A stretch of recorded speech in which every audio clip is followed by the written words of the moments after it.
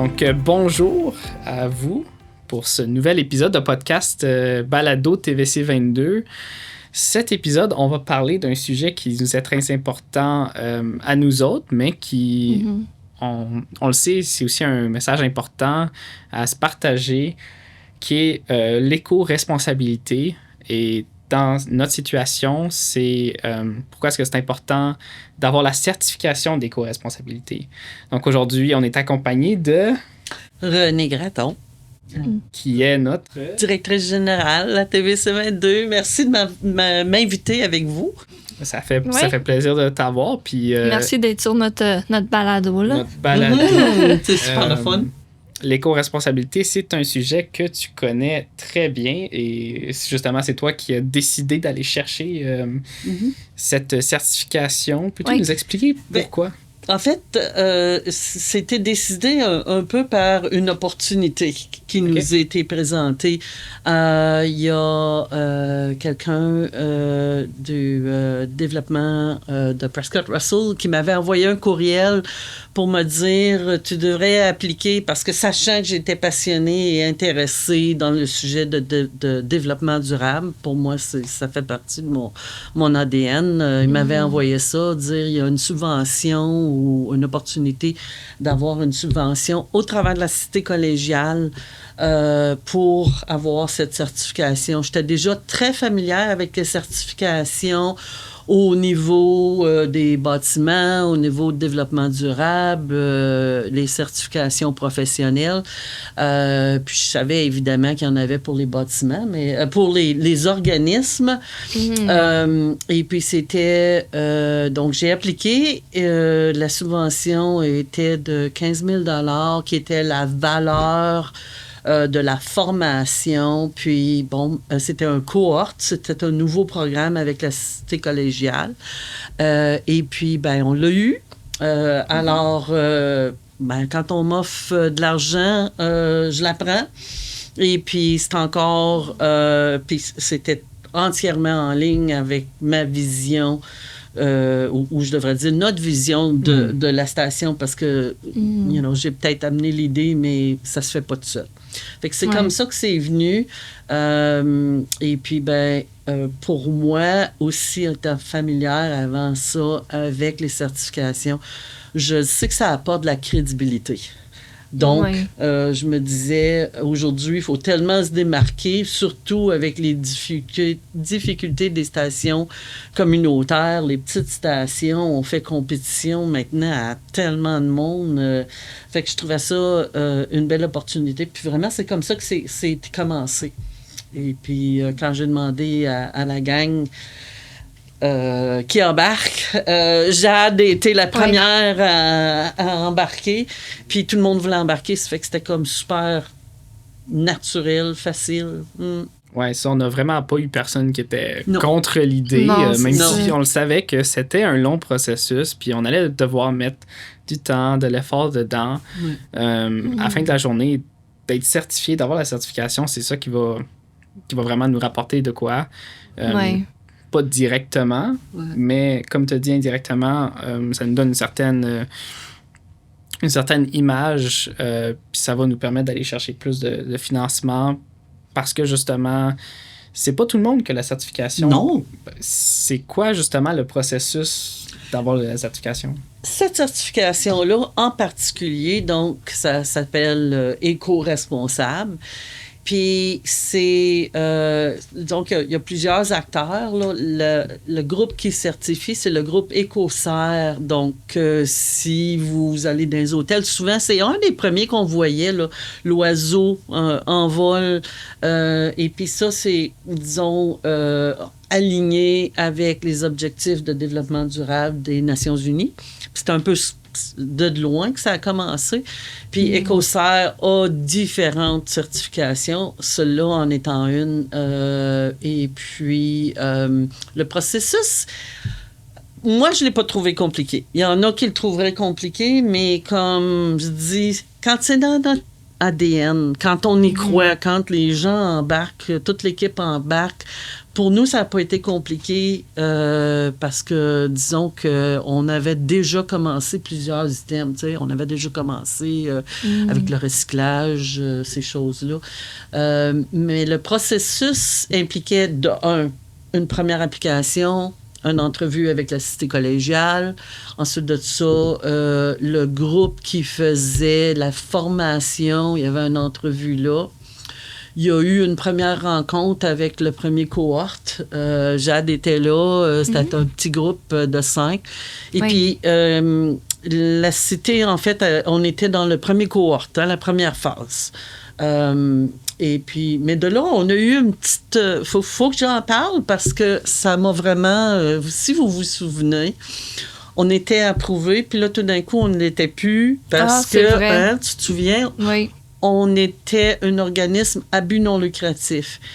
Puis la subvention de FedDev, qui est une collaboration du fédéral et puis du gouvernement de l'Ontario, était vraiment juste pour les entreprises privées. Mm-hmm. Et puis là, j'ai pété une coche.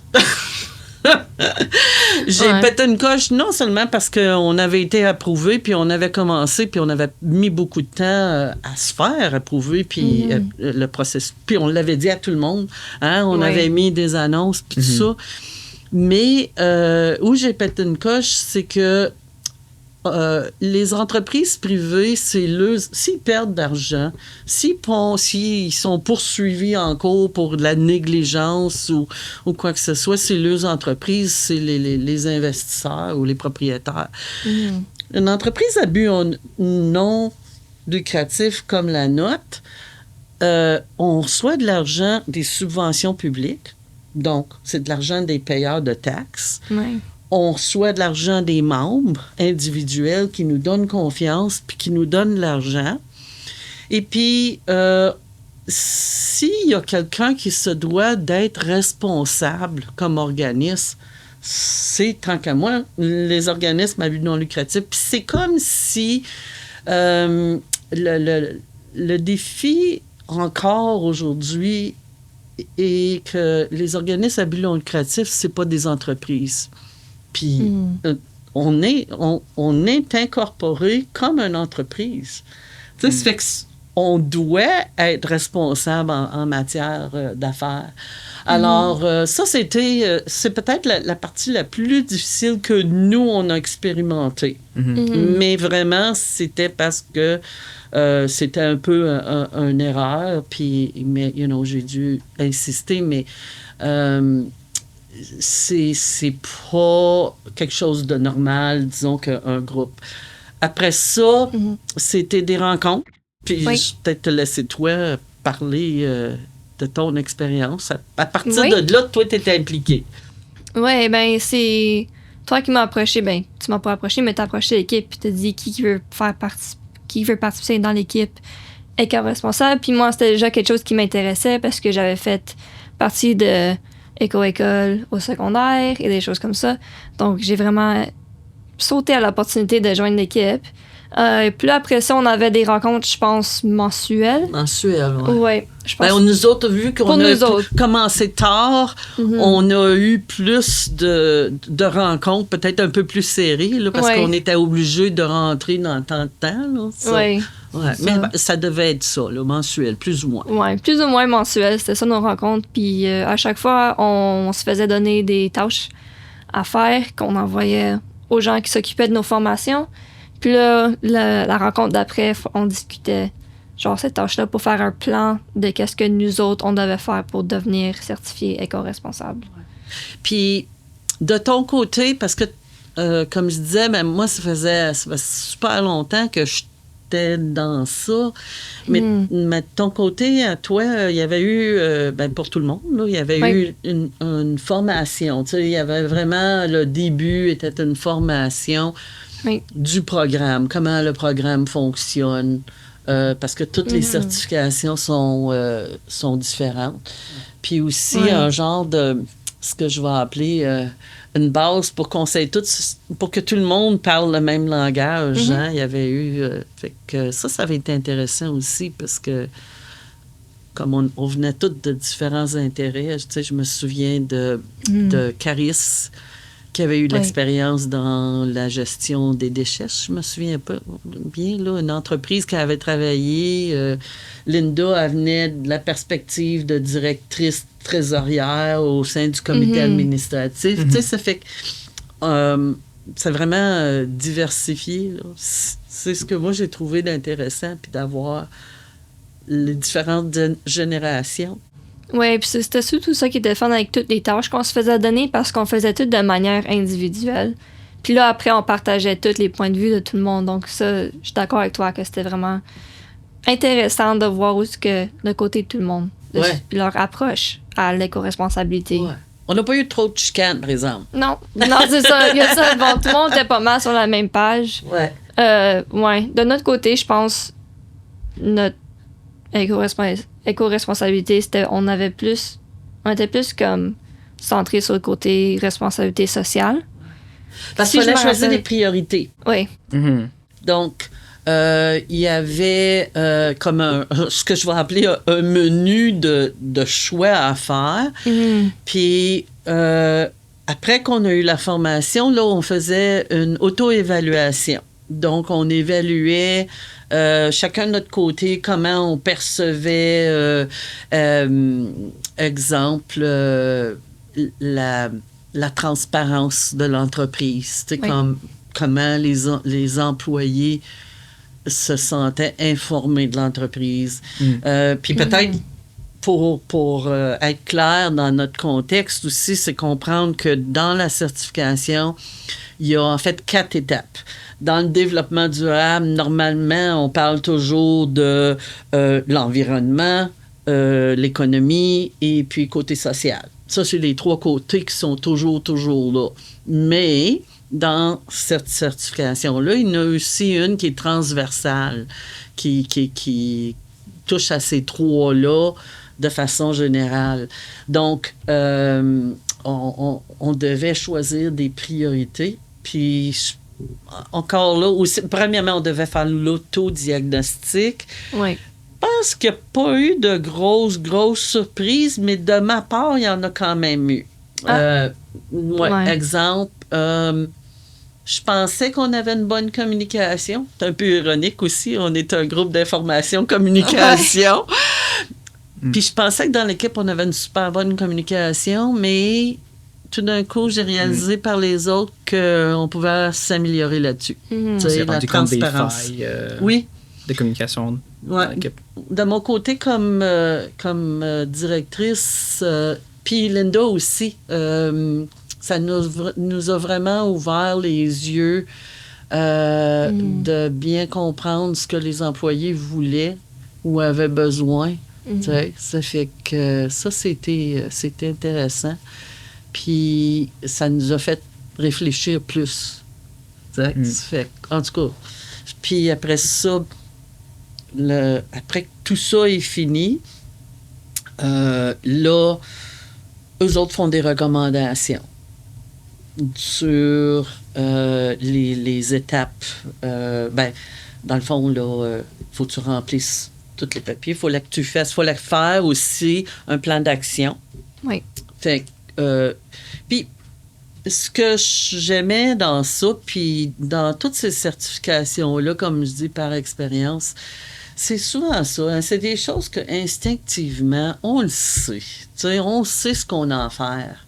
Mais tant que c'est pas sur un plan d'action qui fait partie de ta stratégie d'entreprise, ça tombe toujours en arrière.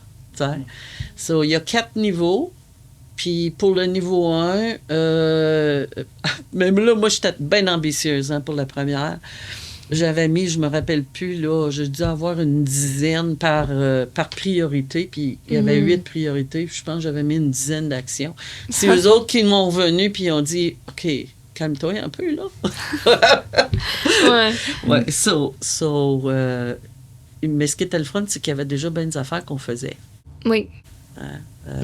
Comme on avait commencé à parler des bénéfices pour les employés, exemple. Tu sais,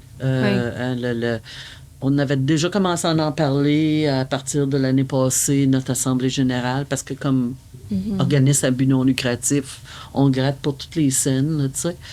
Mais toi, y avait-tu d'autres surprises que...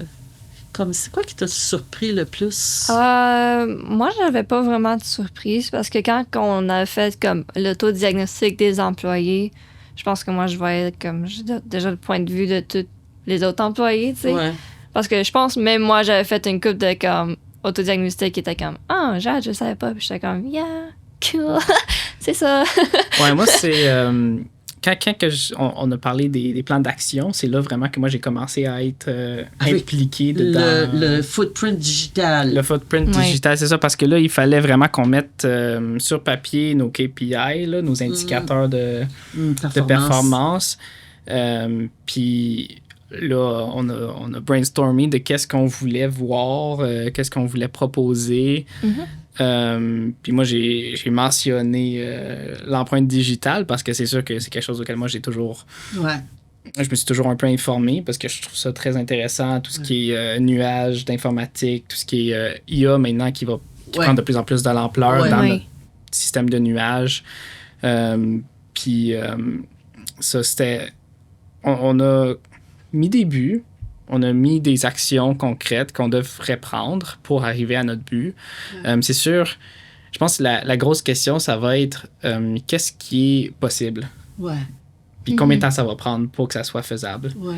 Je pense que ça, c'est toujours la grosse question quand on essaye d'implémenter quelque chose de nouveau dans notre système qui est déjà surchargé. Parce qu'on est tous pas mal tout le temps occupés, nous autres. On n'a pas grand temps libre. Donc, comment est-ce qu'on peut faire ça de plus de nos activités de production normale? Mais te souviens-tu un exemple concret quand on a justement commencé à parler de l'empreinte digitale? Puis par l'entrefait, on avait eu une subvention, puis on était dans le processus d'acheter de l'équipement. Puis, ça m'avait vraiment, là, tu sais, tout d'un coup, de dire acheter de l'équipement usagé. Hein? Il y avait un ordinateur qui était encore très bon, mais seconde main. Tu sais, il sortait pas de la boîte neuve, là, tu sais.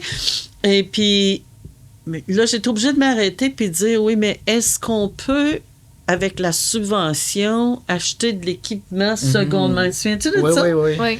Parce que déjà, comme je dis, là, dans mon vieux monde d'industrie du bâtiment, dans les devis, il y avait une clause qui disait toujours, tous les matériaux doivent être neufs. Et puis, tu pouvais pas acheter des matériaux seconde main, même s'ils étaient encore dans la boîte, si ça avait déjà été acheté pour un autre projet. En tout cas, il fallait que tout soit neuf. Fait que là, tout d'un coup, quand tu m'as proposé ça, puis on sauvait de l'argent. Ça voulait dire qu'on pouvait acheter un autre morceau d'équipement. Et puis, c'était pas... ça consommait pas plus d'énergie, parce qu'il y en a des vieux équipements qui consomment plus d'énergie. Avec l'efficacité de la technologie, de plus en plus, tous les jours, ça devient de plus en plus efficace. Mais tu sais, ça nous force à se parler. Puis je pense que tout d'un coup, on a commencé à vraiment regarder plus nos équipements. Puis ça nous a poussé aussi à notre fameuse journée de recyclage électronique. On a fait du ménage dans nos équipements. Tu sais, comme cette salle-ci qui n'existait pas avant ça. Exact. Tu sais, comme on a quand même sorti pas mal de stock. Puis je pense qu'à cette heure, on pense plus justement. Moi, j'y pense beaucoup plus à cette heure. Ben, c'est encore bon. Mais aussi, ça prend du monde comme toi qui dit hey, ça, c'est encore bon. On peut, c'est peut-être pas la fine pointe, c'est peut-être pas ce qui paraît le mieux, mais tu regardes. Assez bon pour faire les tâches qu'on a besoin de faire avec cet outil-là.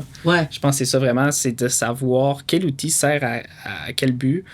Puis est-ce que c'est assez bon pour faire cette tâche-là spécifiquement? Parce qu'il y a toujours la conversation de ce qu'on veut acheter pour l'avoir dans le futur. le future proofing. Là. Ou c'est-tu des trends? On achète-tu pour être en trend? Tu sais, comme, faut-tu que le micro essaye comme ce qu'on voit partout dans tous les autres podcasts? C'est ça, les gros micros Shure SM7B pour nos écouteurs qui savent de quoi je parle. Mais non, c'est sûr que c'est toujours... Comme là, justement, nous autres, on jasait l'autre jour de nos micros, puis le bruit que ça fait quand on cogne, puis tout ça. Puis là, je t'ai dit, c'est sûr qu'on peut y aller, puis se dire, OK, on va voir combien ça coûte l'upgrade à des micros neufs qui sont faits, justement, pour le podcast. Mais c'est d'évaluer nos buts d'aujourd'hui et de se dire, est-ce qu'on en a absolument besoin ou avec ce qu'on fait, on est capable d'aller chercher peut-être juste un morceau comme ici pour remplacer, pour que quand on cogne, ça fait un peu moins de vibrations. Ça... Puis peut-être que toutes les petites épargnes qu'on fait là, on peut les mettre sur ce qu'on va appeler une ligne de crédit de santé parce que c'est difficile pour des petites entreprises, des OBNL, d'avoir des plans de santé dentaire, tous les plans que les gouvernements ou les grosses compagnies offrent. Mais on peut offrir, tu sais, c'est l'autre option, c'est ce qu'on appelle une ligne de crédit de santé. Là, je pense, c'est peut-être pas le bon terme, là, mais essentiellement, c'est un montant par année que les employés peuvent se servir. Ben, peut-être que les épargnes qu'on met là, on peut les mettre au bien des employés. Puis dans notre certification à nous, des items qu'on a choisis, c'est justement ce genre de choses-là.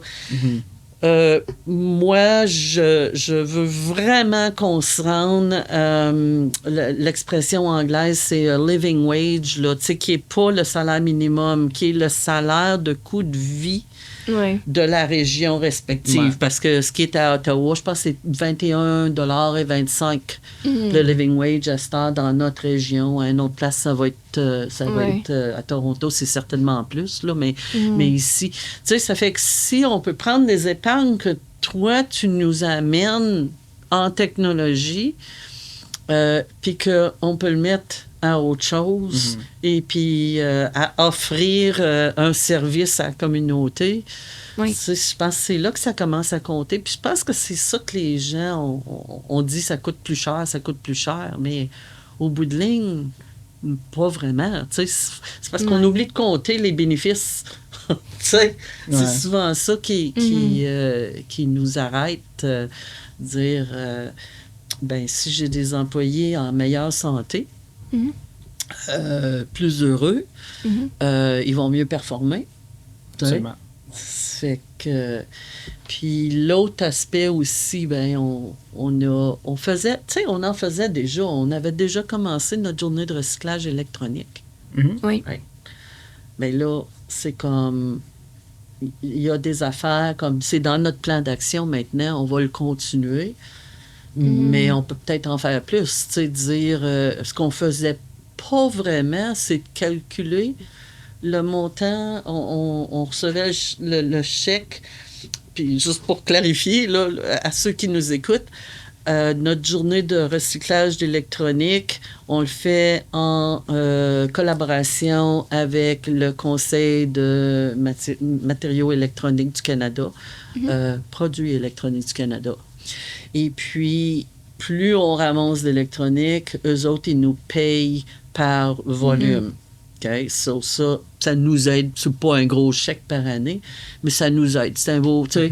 Puis aussi, ça nous aide à s'impliquer dans la communauté, à faire, tu sais, du soutien communautaire. Puis les gens sont super contents quand ils viennent mener les choses.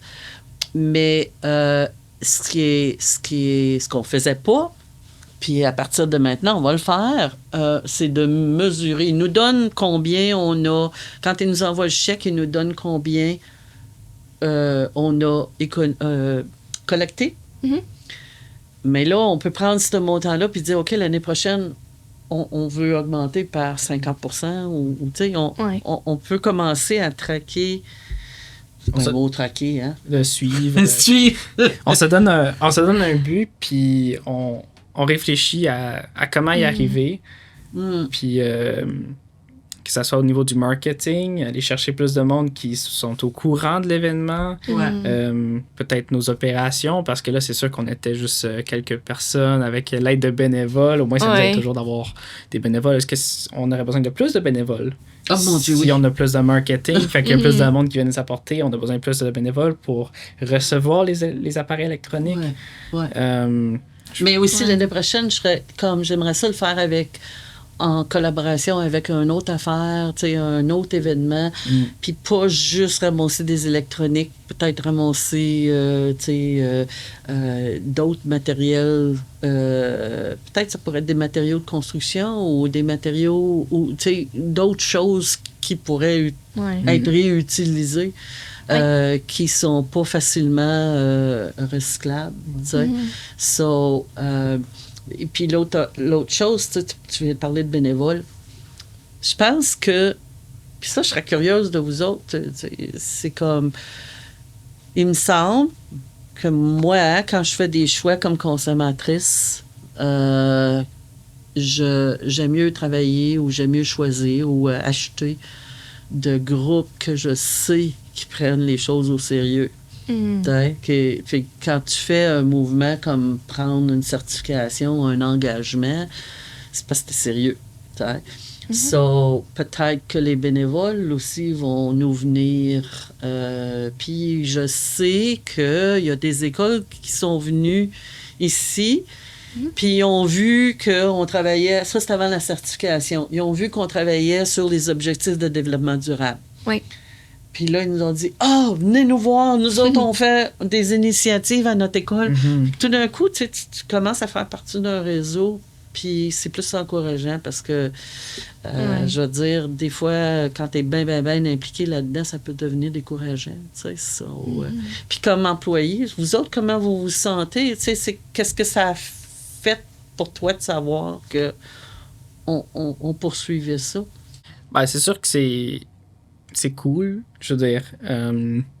Genre, pas tout le monde peut le dire, là, qui ont la certification éco-responsable. En fait, très peu de gens peuvent le dire. Très peu de télévisions peuvent le dire. Puis, c'est quand même... Genre, moi, j'ai toujours été quelqu'un qui me voyait comme étant...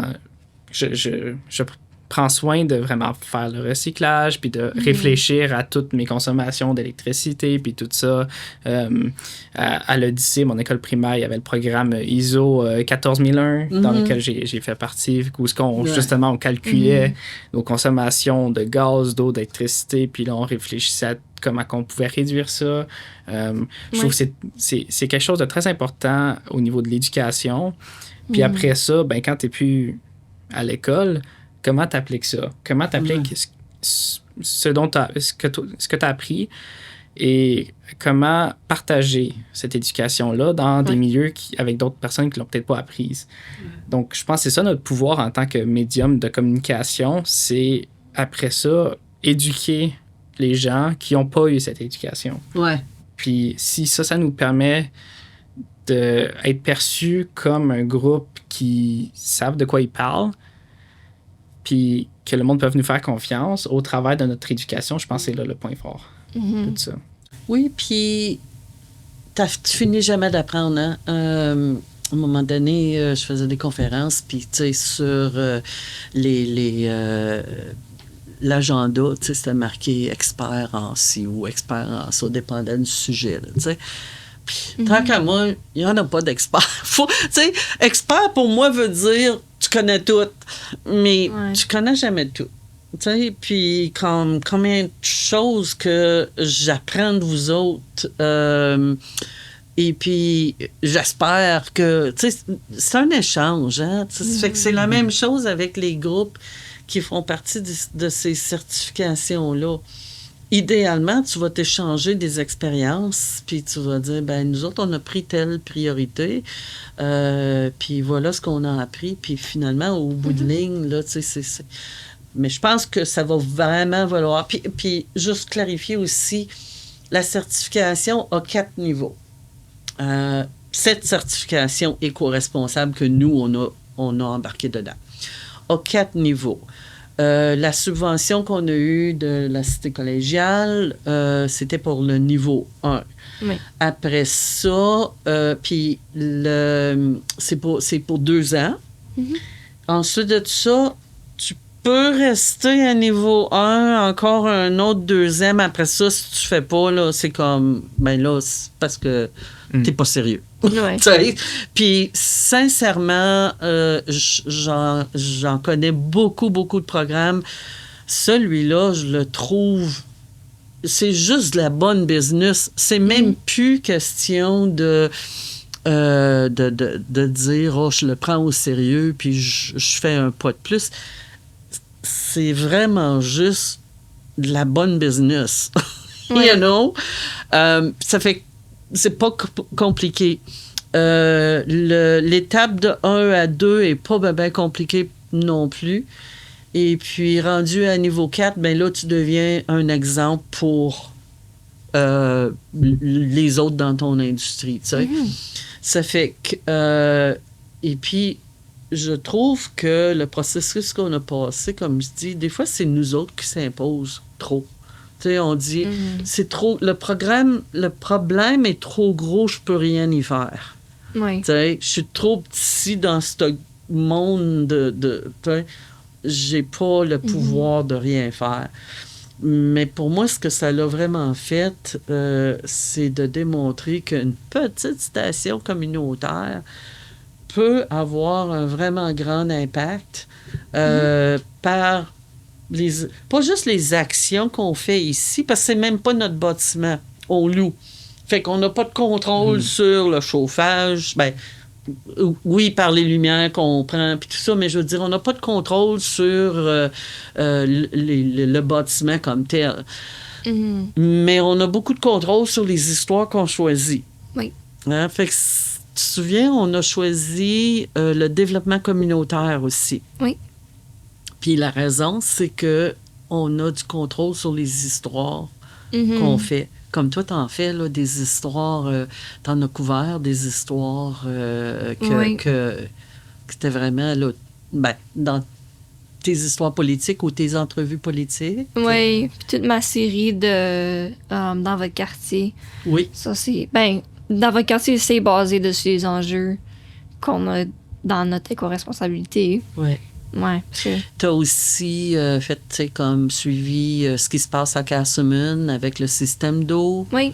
Tu sais? Oui. Fait que dans les histoires... Puis aussi, on a de plus en plus de groupes à but non lucratif qui viennent nous voir pour passer un message.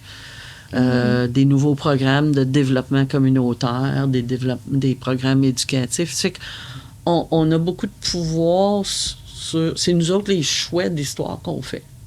So, de ce côté-là aussi, je pense que ça a un impact. C'est là que, on offre des nouveaux services pour les petites moyennes, les petites entreprises, les vidéos commerciales. Ben ça va aider les petites entreprises qui pourraient pas se permettre. Tu sais, je sais pas, je pense comment d'ouvrage que c'est pour toi. Ben c'est sûr que ça va dépendre de vers où on s'en va avec le niveau de certification, comment rapidement qu'on est capable d'arriver au prochain. Oui. La charge de travail versus notre désir, notre volonté d'arriver au prochain niveau. Puis c'est quoi le désir de votre part? Comme moi, je sais c'est quoi mon désir. Tu sais, ma prochaine certification que j'aimerais qu'on aille, c'est une certification de l'Ontario qui nous dit employeur pour Living Wage Employer, un employeur. Tu sais, puis ça, c'est une certification qui garantit que si tu viens travailler ici, fait que c'est moins international, c'est moins grandiose, mais je pense que c'est super important d'être capable de dire on se soucie des employés. Puis après ça, ben je veux absolument qu'on arrive au niveau 4 parce que je trouve que c'est réalisable. Puis vu qu'on est la première station communautaire, ben je me dis tant qu'à le faire, let's go all the way. Fait que vous autres, tu sais quoi, qu'est-ce que toi tu verrais comme. T'as-tu une idée? Tu voudrais qu'on se rende au niveau 4? Si oui, par quand? Comme... Oui, moi, j'aimerais vraiment ça qu'on se rende au niveau 4. J'ai pas genre comme une date en tête, tu sais, juste...